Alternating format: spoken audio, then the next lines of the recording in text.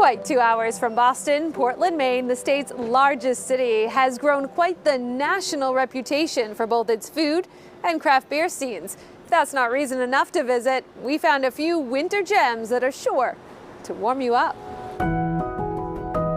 Though it may feel a world away, just south of the city, understated luxury set on the shoreline of Cape Elizabeth, in by the sea. I don't think that there's anything intentionally that makes you want to unplug or relax. It ends up working out that way. General Manager Michael Briggs says there's something else at work here too. The resort is consistently rated one of the best in the country to bring your best friend.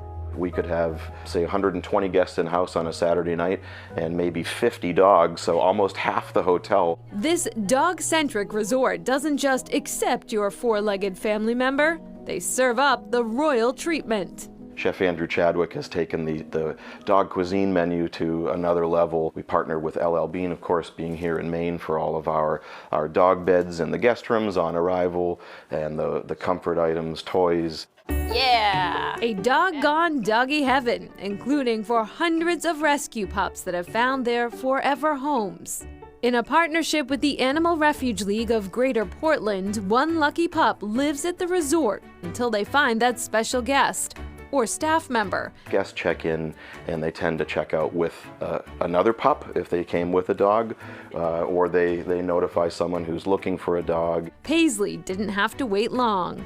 It was probably day 3 or day 4 that I met Paisley behind the front desk. So, oh, look at that. So she was a quick study. She slept over in my suite, and I called the Rescue League the next day and paid the donation check and brought her home and surprised my family with Beagle number 2. Lest we forget to mention, this is a luxury human hotel too.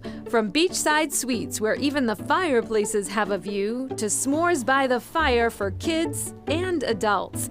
And the indulgent menu, avocado toast with beet hummus, almond-stuffed French toast. Works of art to stimulate your eyes and your taste buds. Warm fire, warm coffee. We really scored, Nav, huh?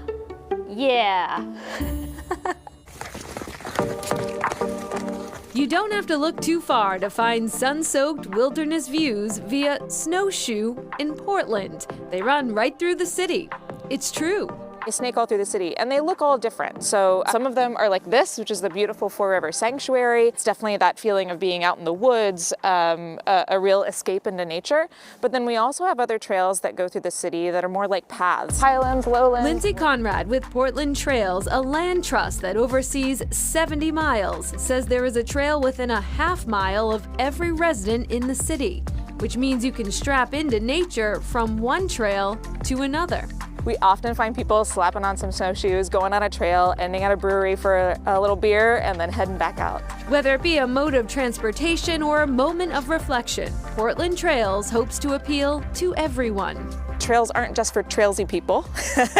As Portland becomes a more diverse place, we're really looking to see how can we take the trails that we have and make them more welcoming. And back to Maine's In by the Sea. It's part of an effort to restore acres of landscape that connects with Crescent Beach State Park. That land includes dunes and marshes and woods. One of the effort's goals is to protect and increase numbers of the New England cottontail rabbit that populates that area still. Still ahead, a snapshot of winter in New England.